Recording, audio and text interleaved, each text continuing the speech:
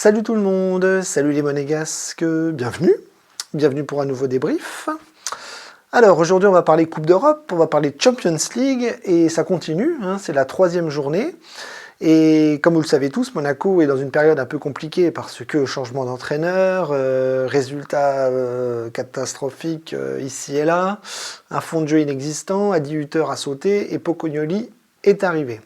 Donc Pocognoli est arrivé la semaine dernière avec un premier match mi-figue, mi-raisin contre Angers, avec un match nul, un partout. Et là, il enchaînait directement avec une semaine à 2 matchs parce que réception de Tottenham ce soir et réception de Toulouse samedi. Donc ça démarre fort pour lui. Et donc pas le temps de réfléchir, pas le temps de cogiter. Et il fallait préparer très rapidement cette rencontre contre Tottenham. C'est pas rien, voilà, un gros club anglais. Après Manchester City et après Bruges, je vous rappelle qu'on avait pris une branlée contre Bruges et qu'on avait fait un match plutôt intéressant contre Manchester City où on avait quand même beaucoup défendu et on avait réussi à arracher le match nul. Donc pour ce soir, on avait un contexte qui était toujours très défavorable parce qu'on a toujours nos cadres qui sont absents, blessés, mais ça commence à revenir petit à petit. Et on avait ce soir, on va dire, 5 blessés et 2 joueurs absents. Donc en gros, 7 absents. Je les ai notés. Donc Radetzky, notre gardien titulaire, absent. D'ailleurs, blessé. Vandy, blessé. Zach, blessé. Et Camara, blessé. Donc notre milieu de terrain est absent. Pogba, toujours pas là, mais on nous dit qu'il a repris l'entraînement collectif. On nous parle de 2-3 semaines avant de le voir. Nous verrons, on l'espère. Et Brunner, absent parce que il n'est pas inscrit sur la liste de la Ligue des Champions, si je ne dis pas de bêtises. Donc voilà, donc des retours, comme Golovin, comme Mawissa, qui sont enfin revenus et aptes à jouer. Et pour ce faire, on a vu que Pocognoli, au coup d'envoi, a reconduit le même dispositif, son dispositif, que contre Angers, avec un petit changement, c'est-à-dire Biretz sur le banc et Balogun titulaire. Donc, plutôt intéressant quand même le nouveau système. À Angers, on avait vu les prémices de ce qu'il voulait faire. Et ce soir, on a vu encore un peu plus les principes de jeu de Pocognoli parce que, pour faire vite, Monaco a fait un bon match, mais Monaco n'a pas gagné. Alors ça, c'est la grosse tuile de ce soir, c'est que on n'avance pas en Ligue des Champions, on ne marque pas de points, enfin on en marque 2. 2 sur 9 matchs, c'est 2 sur 3 matchs, c'est très peu. Mais comme on est dans une merde un petit peu noire en ce moment, on se contente un petit peu de ce qu'on voit sur le terrain que ce qu'on voit dans les classements. Il reste des matchs, que ce soit en Ligue des Champions ou en Ligue 1, donc pour l'instant, on se contente un petit peu de retrouver un peu de beau jeu, un petit peu d'intensité, d'envie de bien faire, avec une tactique, une stratégie, une structure d'équipe qui revient un petit peu. Et ce soir, on l'a vu. Donc on a fait 0-0, Tottenham n'a pas marqué, nous n'avons pas marqué, même si on a beaucoup essayé. Et en gros, on a vu quand même des choses très intéressantes dans le jeu avec une équipe concernée, une équipe soudée, une équipe qui a donné quand même une certaine forme d'intensité. Et ce soir, en gros, le seul point noir de la soirée, c'est cette incapacité à conclure devant le but, malgré enfin les occasions créées, notamment avec Balogun, avec Minamino, avec Thésée, avec tous ces joueurs qui se sont créés des occasions plutôt franches et qui ont eu beaucoup de mal à tromper le gardien de Tottenham qui était très chaud. Donc voilà, le 11 de départ, comme je vous l'ai dit, je ne vais pas vous l'annoncer à nouveau parce que vous avez vu le match contre Angers, c'est la même chose. Bon, je peux le faire. Keun, Salissou dans l'axe, Kerrer à droite, Caio Henrique à gauche, Diatta, Ouattara en piston sur les côtés, milieu de terrain Koulibaly avec Thésée et devant Fati Akliouche et Balogun devant.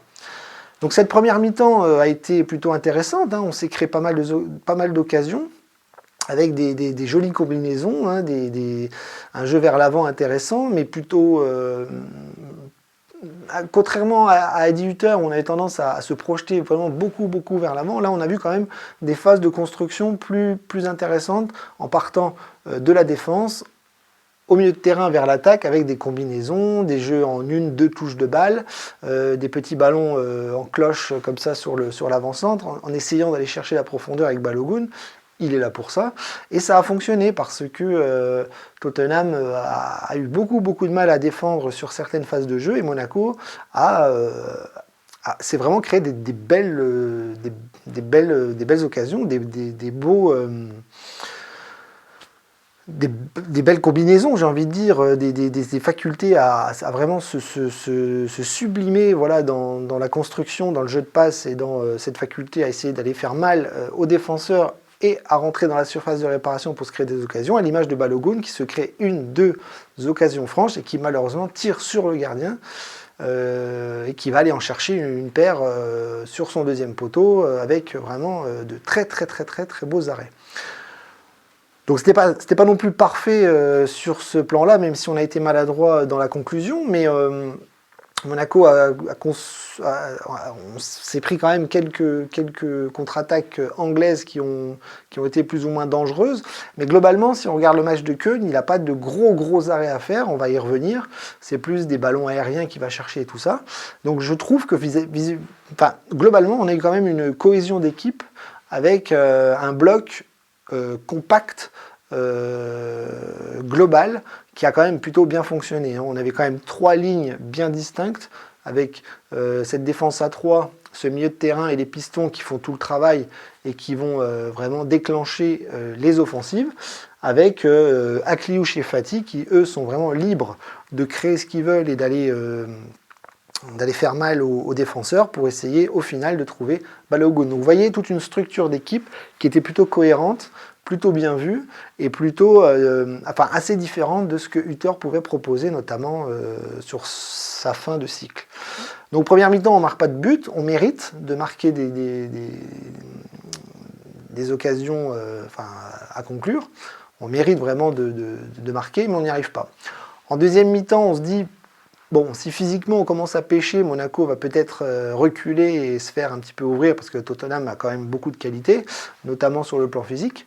Eux aussi, ils ont 2 joueurs de côté qui nous ont fait plutôt mal dans la rencontre. Et en deuxième mi-temps, aux surprises, j'ai trouvé que physiquement ça tenait et qu'on avait quand même une équipe qui avait envie d'aller chercher la victoire. Et ça, c'est formidable parce qu'on a retrouvé une mentalité, on a retrouvé une intensité, on a retrouvé une envie de bien jouer au football. Et ça, c'est vu parce qu'on a vu des combinaisons vraiment très belles avec des occasions et des rentrées de surface de réparation plutôt très bien construites. Mais le problème de ce soir, ça a été la conclusion, parce qu'on a eu des frappes au-dessus, à côté, sur le gardien. On n'a pas réussi à trouver le geste parfait pour tromper le gardien de Tottenham qui a fait quand même pas mal d'arrêts, contrairement à Köln. Donc voilà, ce soir on peut pleurer un petit peu sur la conclusion, mais en tout cas, d'avoir revu une forme d'intensité physique, une forme de structure collective intelligente avec du beau jeu, des belles combinaisons, vraiment les bases d'un football attrayant, et bien ça, c'est ce qui est très important pour la suite des événements parce que c'est là-dessus qu'il va falloir se baser. Et ça, c'est le travail de Pocognoli qui, en quelques jours, a quand même réussi à trouver quelque chose qui convient à ses joueurs, qui convient à son équipe et qui convient à lui. Parce que lui, on a compris, il sait ce qu'il veut faire, il sait où il va. Je pense que c'est pas un rigolo et qu'il a vraiment, d'un point de vue tactique, technique, stratégique et collectif, vraiment un truc à mettre en place. Et ça commence à se voir. Et si les joueurs adhèrent, ça peut être vraiment très intéressant. Donc voilà, un match nul un petit peu frustrant sur le plan comptable, mais on ne prend pas de but, on n'en marque pas. Mais on va espérer que tout ça va se mettre en place dans les matchs à venir et que ça va commencer à revenir dans cet enchaînement de matchs qui va être assez intensif là, dans les semaines à venir, parce que je crois qu'on joue quand même 2 matchs par semaine dans la Ligue des Champions et dans le championnat. Sur le plan individuel, eh bien, comme je vous ai dit, Keun, je l'ai trouvé très maladroit dans ses sorties aériennes. Il a pratiquement tout raté dans les phases où il fallait prendre le ballon en l'air, avec quand même des Golgoth à Tottenham, qui sont quand même des joueurs très très grands, très très costauds. Il a eu beaucoup beaucoup de mal à s'imposer. Lui n'est pas très grand et donne toujours l'impression d'être un peu frêle. Mais il n'a pas eu de grosses occasions, il n'a pas eu de gros arrêts à faire, et ça c'est plutôt intéressant parce que ça veut dire que sa défense a fait le travail. En défense, donc Salisu, Kerrer et Caio Henrique, je les ai vus un petit peu en difficulté avec les deux latéraux de Tottenham, le petit français et le Kudus, là, qui ont quand même été assez dangereux sur certaines phases de jeu sur les côtés, mais ils ont quand même réussi collectivement à bloquer un petit peu les offensives de Tottenham, et ça c'est très intéressant parce qu'on a, avec cette défense à 3, trouvé une forme de stabilité et une envie de bien défendre, à l'image d'un Salisu beaucoup plus adroit que d'habitude, assez costaud physiquement, qui a été quand même plutôt en taille patron dans l'axe au milieu de terrain, et Kerrer et Caio Henrique.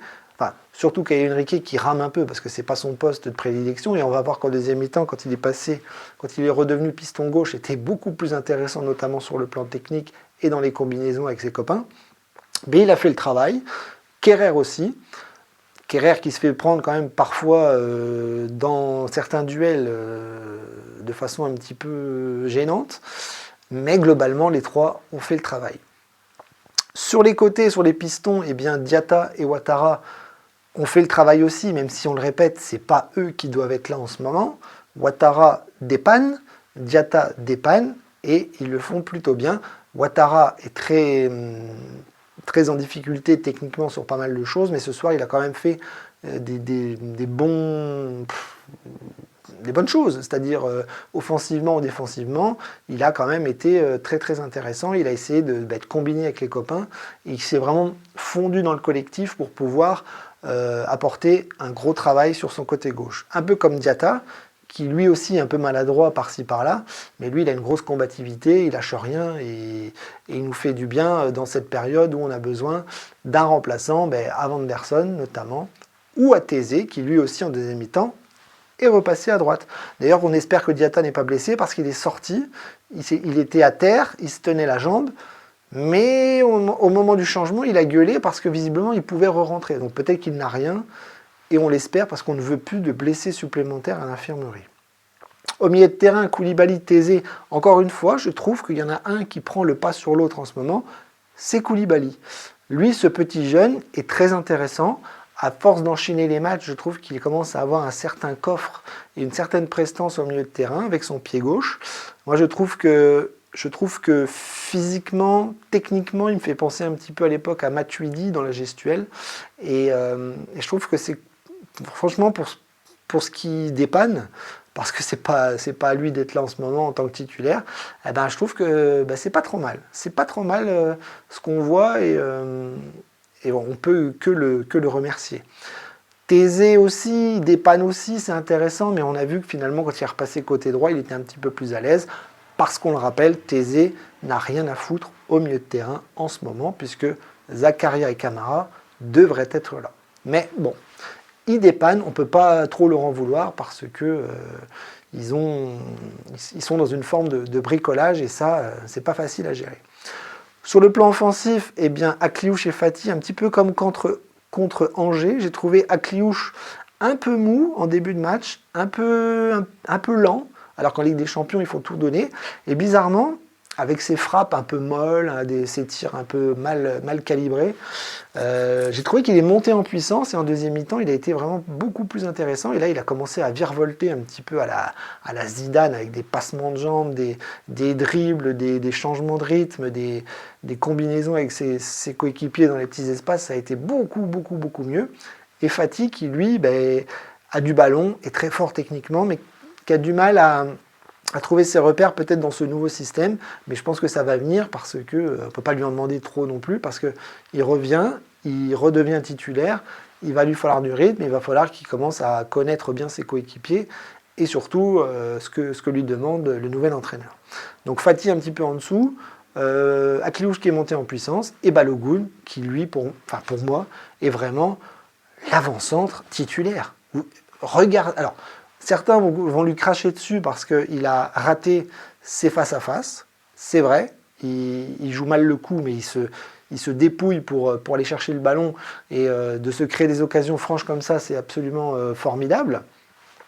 Mais si on retire ces occasions ratées, il fait un travail de malade mental sur le plan physique, et franchement, il passe toujours devant ses défenseurs. Physiquement, personne n'arrive à le bouger, et il est très puissant, et il fait très mal. Donc quand il va commencer à remettre les ballons au fond, ce qu'il a déjà fait en début de saison, il a déjà marqué quelques buts. Ce soir, il ne marque pas, mais franchement, c'est le jour et la nuit avec Biretz. Donc pour moi, c'est très bien, qu'il continue, ça va rentrer. Au niveau des remplaçants, ça a été pas mal aussi. Golovin a fait une bonne rentrée, parce que là, quand Golovin est rentré, on a restructuré un petit peu les choses de façon un peu plus cohérente, avec Thésée piston droit, Caio Henrique piston gauche, quand Mahuissa est rentré aussi derrière. Enfin, on retrouve un petit peu les postes normaux. Mais Golovin a fait une bonne rentrée sur le plan technique. Dès qu'il avait le ballon, il le rendait proprement, et grâce à lui, on a pu se créer quelques occasions. Un petit peu comme Minamino aussi, mais alors Minamino, lui, il en a bouffé 2-3 face au but aussi, c'est inadmissible, quoi. Il est très intelligent, il est très bon techniquement, mais putain, devant le but, il doit en mettre au moins 1 sur 3, quoi. Et il en foire 3, donc un petit peu les boules. Donc voilà, donc j'arrête là, parce que il est tard, et que on va se contenter de ce qu'on a vu. On est un petit peu frustré par le résultat, forcément. Pas de victoire, toujours pas. Pocognoli, 2 matchs, 2 nuls. Mais il y a du mieux. Il y a quelque chose. Il y a un nouveau football qui est en train de se mettre en place à l'AS Monaco. Et c'est le principal. Parce que si les joueurs adhèrent et que ça se passe bien, je pense qu'on va retrouver le chemin de la victoire. Et quand les blessés vont revenir, ça sera encore mieux. Donc voilà, donc sur ce, je vous souhaite une bonne nuit. Et je vous donne rendez-vous samedi avec le débrief de Toulouse, en espérant que les joueurs aient bien récupéré physiquement.